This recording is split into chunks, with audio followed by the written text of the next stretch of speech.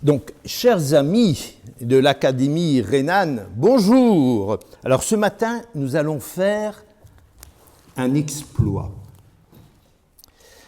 Alors, moi, j'en ai fait un il y a 15 jours. J'ai couru le marathon de Bruxelles, alors en 5 heures et 59 minutes, alors que, bon, je vais me vanter, en 1994, à New York, j'avais fait 3h38. Eh bien, aujourd'hui, l'exploit, à Strasbourg, je vais faire l'inverse. Je ne vais pas vous faire une conférence d'1h30, qui est le texte initial que j'avais rédigé. Je vais aller très très vite. Je vais le raccourcir à 30 minutes. Merci, Monsieur le Président, puisqu'après, il va me couper la parole. Et c'est donc un exploit, certainement, de vous raconter ou de jouer avec cette phrase « Pourquoi Flaubert n'a pas inventé le cinéma ?» Alors, la question est très sérieuse et elle est littéraire. Et bien sûr, comme il faut aller vite, je vous donne tout de suite la réponse « Oui, Flaubert a inventé le cinéma ». Alors, c'est impossible, diront les rationnels, les scientifiques, puisque Flaubert est mort en 1880 et c'est le 28 décembre 1895 exactement que les frères Lumière ont donné la première séance publique payante de l'histoire du cinéma. C'était au Grand Café à Paris. Dans cette conférence, je vais vous parler d'images, de la création d'images, mais je ne vais pas vous les montrer. Et pourtant, vous allez les voir. C'est formidable, hein ? Alors, je vais vous lire le premier paragraphe de Bouvard et Pécuchet, qui est le dernier livre de Flaubert, et vous allez voir des images. Mais pour ça, je vais vous demander de fermer les yeux. Donc, fermez tous les yeux. Voilà, fermez les yeux. Et tout le monde ferme les yeux ? Oui, voilà. Comme il faisait une chaleur de 33 degrés, le boulevard Bourdon se trouvait absolument désert. Plus bas, le canal Saint-Martin, fermé par les deux écluses, étalait en ligne droite son eau couleur d'encre. Il y avait au milieu un bateau plein de bois et sur la berge 2 rangs de barriques. Au-delà du canal, entre les maisons que séparaient des chantiers, le grand ciel pur se découpait en plaques d'outre-mer et sous la réverbération du soleil, les façades blanches, les toits d'ardoise, les quais de granit éblouissaient. Une rumeur confuse montait au loin dans l'atmosphère tiède, et tout semblait engourdi par le désœuvrement du dimanche et la tristesse des jours d'été. 2 hommes parurent. « Ouvrez les yeux !»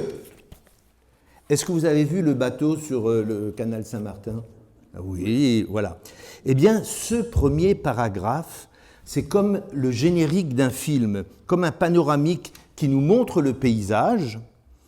Vous avez les titres, vous avez les noms qui défilent, hein, comme il faisait 33 degrés, le boulevard Bourdon se trouvait absolument désert, hein, donc c'est une espèce de panoramique vue d'en haut. Et vous avez le nom des acteurs qui défilent, et aussi, très important, au cinéma, vous avez la bande-son. Pour l'ambiance, hein, même s'il y a de la musique sur le générique, vous entendez déjà le son des barriques qui roulent, et Flaubert, il écrit « une rumeur confuse montée au loin ». Et très peu d'écrivains mentionnent ainsi la bande-son dans leur ouvrage. Et le générique est terminé, la caméra ne survole plus, hein, alors parfois maintenant on a des drones, mais autrefois on tournait avec une grue ou alors sur le toit d'une maison. La caméra est au sol, gros plan, la musique s'arrête, donc on sait que l'histoire va commencer. Et qu'est-ce qu'on voit ? Les deux héros, ceux qui sont bancables, hein, dans un film. Donc vous avez Depardieu et puis Jean Carmé, par exemple. Enfin, c'est Marielle dans l'adaptation de d'FR3. Donc vous avez un gros plan sur les deux, parce que vous avez payé pour voir les acteurs. On ne dit pas un film de machin, on dit un film avec machin. Belmondo et Delon. Et donc vous avez les deux plans. Et Flaubert, son sens du cinéma, il dit « deux hommes parurent ». Trois mots pour un gros plan. Et donc ça veut dire que c'est une action très courte. Et Flaubert produit des images avec des mots, et sa caméra, c'est sa plume. Et il a une formidable intuition de l'écriture et de l'évolution de la perception des spectateurs. Pour le moment, ce ne sont encore que des lecteurs. Alors Flaubert, pour son premier film, pour son premier roman, Madame Bovary, il commence par faire un scénario. Scénario, c'est le mot que Flaubert utilise pour dire le plan du livre. Et Flaubert fait la liste des personnages. Alors aujourd'hui, on dirait qu'il fait son casting. Ensuite, il fait un tableau synoptique pour l'équilibre entre les différentes séquences, entre les différents chapitres. Et ça, c'est la note d'intention que l'on fait pour convaincre les producteurs de mettre de l'argent dans votre film. Et ensuite, il dessine un plan du village de Yonville, bon, village qu'il invente, mais inspiré par d'autres qui existent, RY, et c'est ce qu'on appelle le repérage. Et on sait tout cela parce que chez Flaubert, alors c'est absolument formidable, chez Flaubert, il a tout gardé, ses brouillons, ses petits bouts de papier, ses carnets, et donc on peut remonter, on peut faire ce qu'on appelle la génétique d'un texte, on peut remonter grâce à tous ces manuscrits, à tous ces brouillons. Il y a 40 000 pages pour Madame Bovary de conserver à la bibliothèque de Rouen. On peut voir exactement comment, jour par jour, il travaillait, puisque après avoir écrit, il avait une correspondance absolument formidable. Il y a 4 volumes dans la Pléiade. Et il écrivait « Aujourd'hui, j'ai fait ça, j'ai fait ça, j'ai fait ça ». Donc il pouvait faire 20 pages de lettres pour avoir écrit 3 lignes de son roman. Et sa correspondance, là, tous les soirs, par quoi est-ce qu'il était motivé? Mais il avait des amoureuses. Voilà, c'était ça, parce qu'autrement, pourquoi on écrirait voilà. Donc, vient ensuite le premier jour du tournage, c'est-à-dire écrire la première ligne. Et que fait Flaubert? Il fait exactement comme au cinéma. Il réunit toute l'équipe et il discute, et il fait part de ses doutes, il explique ce qu'il veut faire, et il change tout. Alors tout ça, merci les brouillons. Le caméraman, le preneur de son, les acteurs, les figurants, la costumière, toute cette équipe, c'est bien sûr une seule personne, c'est lui-même. Pardon. Dans ses archives, on voit qu'il change plusieurs fois de scénario, mais toujours avec la même histoire. Et vous savez ce qu'il fait ensuite, notre romancier, notre cinéaste, après des semaines de cogitation et de documentation? Eh bien, Flaubert, avant d'écrire la première ligne de Madame Bovary, il va au cinéma. Il va voir son film. Et alors ça, on le sait par sa correspondance, qu'avant de commencer à écrire, Madame Bovary, avec des tas de débuts différents, il a passé 3 jours allongé sur son canapé dans son pavillon à Croisset, et il raconte qu'il a passé ces 3 jours à faire défiler dans sa tête toute l'histoire de son roman. C'est quand même génial, hein?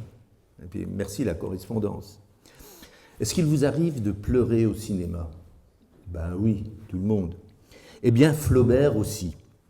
Quand il imagine le suicide de Emma Bovary, avec, vous savez, sa bave pleine d'arsenic.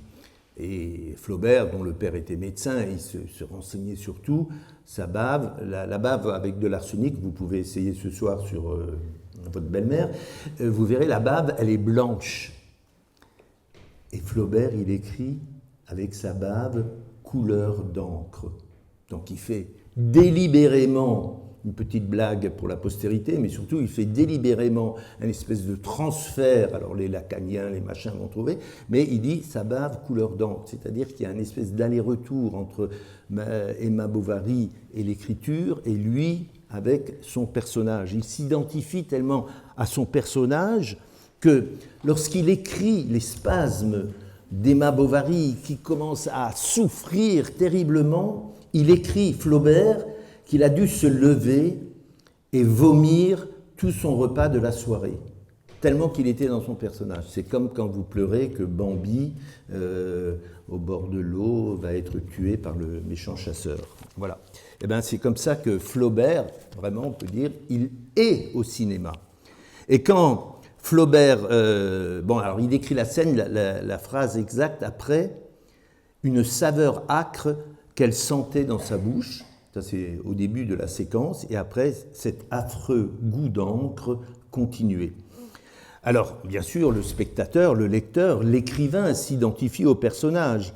C'est l'encre du manuscrit qui remonte dans la bouche de l'héroïne et l'arsenic aux lèvres de l'auteur.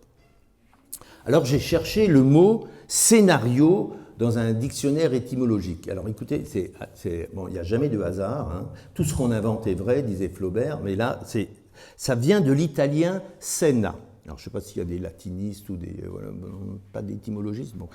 Et donc scena, ça veut dire scène, et d'après Larousse du 19e, le mot date de 1700... Non, c'est dans le Grabus, bon, je ne sais plus, voilà. Enfin, dans un autre dictionnaire, le mot date de 1764, et le sens a évolué, dit donc la notice du dictionnaire, et donc de scène, c'est devenu décor de théâtre, puis description de la mise en scène. Donc le mot scéna. Et Flaubert s'approprie ce mot de scéna déjà en 1850, donc bien avant de commencer à écrire Madame Bovary, hein, qui est sortie en 1857. On le trouve dans ses brouillons, et dans sa correspondance, au lieu d'écrire scéna, il écrit scénario. Le scénario de mon roman. Mais, si on cherche dans un dictionnaire de la langue française, quand est-ce que le mot scénario est répertorié officiellement par l'Académie française, la petite sœur de l'Académie rhénane? Donc, quand est-ce que le mot scénario est répertorié pour avoir été utilisé pour la première fois? C'est en 1907. Et devinez qui? Qui a utilisé le mot scénario de Flaubert en 1907? Eh bien, et c'est dans le dictionnaire, Georges Méliès. Ouais, formidable, non? Donc, c'est l'inventeur du cinéma de fiction. Hein, donc, les frères Lumière filmaient des séquences de la vie quotidienne et tout, mais Méliès, lui, c'est le premier à avoir raconté une histoire. Et donc, il lui fallait un scénario. Eh bien, c'est Méliès qui a utilisé ce mot. Alors, bon, Flaubert est né en 1821, Méliès en 1861. Vous imaginez la rencontre? Non, mais ça aurait été une super amitié. Puis alors, je sais pas, Flaubert, ça aurait été Citizen Kane d'Orson Welles, il aurait pu être L'homme à la caméra de Dziga Vertov, ou alors il aurait été l'une des filles de Mulholland Drive, vous savez, les deux qu'on confond toujours. Enfin, je suis sûr que Flaubert... alors, il est le jardinier de l'arroseur arrosé, hein, mais il se serait transformé en Hamilcar à la tête de toute l'armée d'éléphants dans Salammbô. Et Flaubert, bien sûr, a été adapté au cinéma. Et alors, il y a plus d'une dizaine de versions de Madame Bovary. Et les plus connues sont celles donc, de Minelli avec Jennifer Jones, de Renoir avec Valentine Tessier, et bien sûr de Chabrol avec Isabelle Huppert. Alors l'écriture de Flaubert attire les cinéastes, mais c'est comme un feu qui brûle les ailes. Tous les réalisateurs vont se poser la question de la fidélité au texte ou la question de l'adaptation. Est-ce qu'un film, c'est simplement raconter l'histoire du roman, ou bien peut-il réussir à reproduire le processus de création de l'auteur? Hein, vous connaissez tous les élèves qui ont Madame Bovary au bac, qui disent oui, oui, j'ai vu le film. Ils n'ont pas lu le bouquin, mais ils connaissent. Hein. Victor Hugo aussi, j'ai vu le film. Et puis Beethoven, comme c'est le nom d'un chien, ils ne savent pas très bien, mais bon, voilà, j'arrête. Mais chez Flaubert, on l'a vu, une phrase longue, c'est comme un travelling, et une phrase courte, c'est un gros plan. Et une bonne adaptation serait de prendre chaque phrase pour la tourner, chaque phrase, en un plan. Mais ainsi, le film Madame Bovary durerait plusieurs dizaines d'heures. Alors, le cinéma, c'est aussi une industrie, vous connaissez, hein, c'est Malraux. Il doit être rentable, il doit attirer le public, et Flaubert n'est en rien un auteur commercial, mais il fait quand même tout pour être le plus attractif possible. Les mots produisant des images et les phrases, l'agencement des phrases font avancer le récit. Alors j'ai cité Chabrol et je vais prendre l'une des scènes les plus connues de Madame Bovary, ce sont les comices agricoles. Et alors je vais me vanter avec mon ami Michel Ciotat qui est au fond de la salle. Nous avons eu la chance de déjeuner avec Chabrol à la sortie du film. Alors Michel, lui, il est prof à la fac de cinéma américain, mais il est aussi journaliste pour la revue Positif, et nous étions à la Maison des Tanneurs, hein, donc c'était quand même pas mal, et moi je travaillais pour FR3. Et alors donc, Chabrol nous explique, c'est la fête au village. Les officiels font des discours et remettent des médailles, et puis voilà, Emma Bovary qui se promène à l'écart avec son futur amant, Rodolphe, qui est déjà très très entreprenant. Alors pour filmer cette séquence, Chabrol reconnaît la prémonition de Flaubert pour le cinéma. Chabrol dit que cette scène est d'une géniale et efficace simplicité. Il a suivi très précisément le découpage de Flaubert, c'est-à-dire le montage en alternance du podium avec le représentant du sous-préfet et la fenêtre où se trouvent Emma et Rodolphe. Et que fait Flaubert? Son texte passe d'un lieu à l'autre, donc c'est un montage en parallèle. Et les raccords fonctionnent. Et les raccords fonctionnent grâce à quoi? Grâce à la bande son. Flaubert joue avec les deux bandes son, et quand il est en haut, les phrases des notables sont un peu étouffées, donc il commence la phrase, il la laisse en l'air, les mots sont interrompus. Et puis, quand Rodolphe va déclarer sa passion, tout d'un coup, il est couvert par le bruit de l'orchestre, ce qui permet à Emma de faire semblant de ne pas avoir entendu. Alors cette séquence, bon, vous allez tous la relire ce soir, n'est-ce pas? C'est vraiment une séquence de cinéma. Chabrol dit qu'il avait tout gardé, phrase par phrase, et donc plan par plan. Mais s'il était allé au bout de la séquence écrite par Flaubert, alors dans son film, la séquence dure 13 minutes, et il a calculé que ça aurait duré 45 minutes. Donc le film aurait fait 4 ou 5 heures, et bon, c'est pas possible. Donc ça aurait été trop allongé, la durée du film. Et Chabrol a fait des confidences en disant, alors c'est vraiment le mot qu'il a prononcé, qu'il idolâtrait Flaubert. Alors j'ai retrouvé le mot idolâtrer dans l'article de Michel, dans Positif, donc j'ai pu vérifier, et qu'il aurait aimé se soumettre entièrement au texte. Alors cette fidélité scrupuleuse a aussi irrité le public. Le film n'a pas été immédiatement un grand succès. Bon, les gens sont venus voir Isabelle Huppert, mais bon, et puis Flaubert, ils connaissent, hein, vous connaissez les producteurs. En fait, prendre une grande œuvre connue, l'adaptation fait que les gens ils vont pour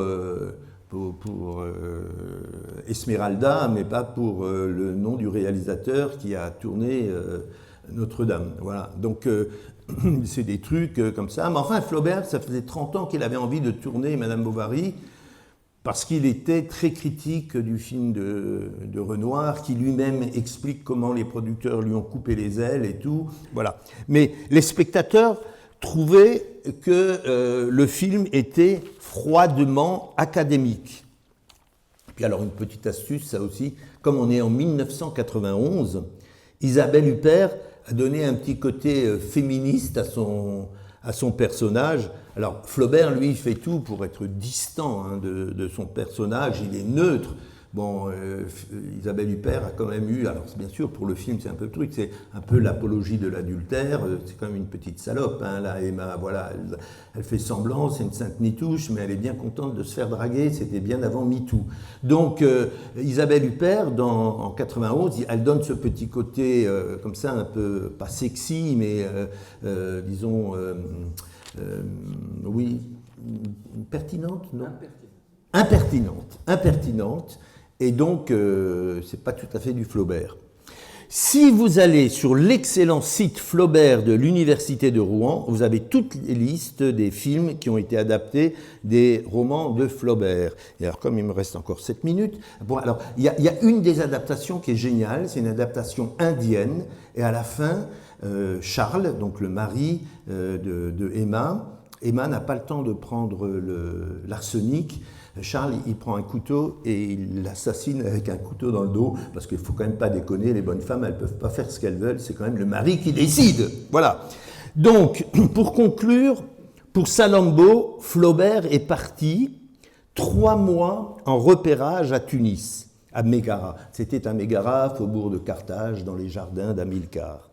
Et on sait qu'il a emprunté 300 livres sur la guerre punique. Et aux archives de la bibliothèque de Rouen, on conserve 80 scénarios de Salammbô. Parfois ce sont 10 lignes, parfois 10 pages, et presque toujours, chaque scénario est en fait une variante d'une histoire déjà inventée, exactement comme pour un film hollywoodien. Alors, encore un mot. Comme dans un film de fiction, Flaubert ne s'embarrasse pas de véracité. Pour lui, l'esthétique l'emporte sur l'effet de précision.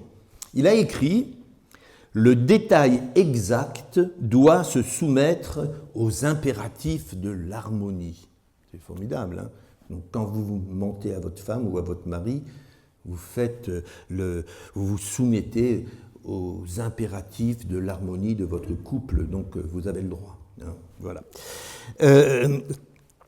Ma femme n'est pas dans la salle, non, ça va. Donc Flaubert, cinéaste, a la conscience de la nécessité d'une unité quasiment physique dans un ensemble structuré. Bon, ça, j'ai piqué cette belle phrase à Pierre-Marc de Biasy, qui a écrit un livre absolument, une dizaine de livres formidables sur la génétique des textes. Donc, je reprends cette phrase, vous ferez 4 pages pour lundi. Flaubert, cinéaste, a la conscience de la nécessité d'une unité quasiment physique dans un ensemble structuré. Comme un réalisateur veut avoir le final cut, Flaubert veut être le dieu de son roman. Alors tout cela, on le lit dans sa correspondance. Hein. Voilà. Conclusion de la conclusion. En 1850, Flaubert commence la rédaction de Madame Bovary, et 1850, c'est aussi le début c'est l'invention de la photo, de la photographie. Alors ce n'est pas seulement, alors la photo au départ c'était un dispositif optique et c'était des scientifiques qui faisaient de la recherche sur la perception. Ils n'avaient pas encore la notion de la reproduction. Et Flaubert est dans cette mouvance, c'est-à-dire qu'il s'intéresse moins à la représentation du réel, comme Zola ou Balzac ou Hugo. Ce qui intéresse Flaubert, c'est la perception des lecteurs. Et donc il va, en écrivant, leur produire des images. Les mots produisent des images, et il refusait que ces livres soient illustrés par des gravures, surtout pas. On aurait beaucoup mieux vendu ces bouquins avec une gravure d'une femme sur la couverture, hein, Lévy, son éditeur, et Flaubert a dit « Moi, vivant, jamais une illustration, jamais une photo. Une illustration, c'est un visage, alors qu'une phrase permet à chaque lecteur d'inventer son visage. Une phrase, ce sont 1000 visages. » Voilà ce que Flaubert a écrit à Louise Collet. C'est formidable, hein ? Et donc, il a vendu moins de bouquins. Enfin, bon, voilà. Donc, Flaubert a une obsession, alors ça c'est le mot, hein, c'est, 2 points, ouvrez les guillemets, faire voir. Et ça, il l'écrit dans sa correspondance. Pour Flaubert, l'écriture d'un roman rivalise avec la peinture, la photographie et l'illustration, et donc on peut dire que Flaubert a inventé le cinéma. Merci de votre attention et merci à M. Kougloff.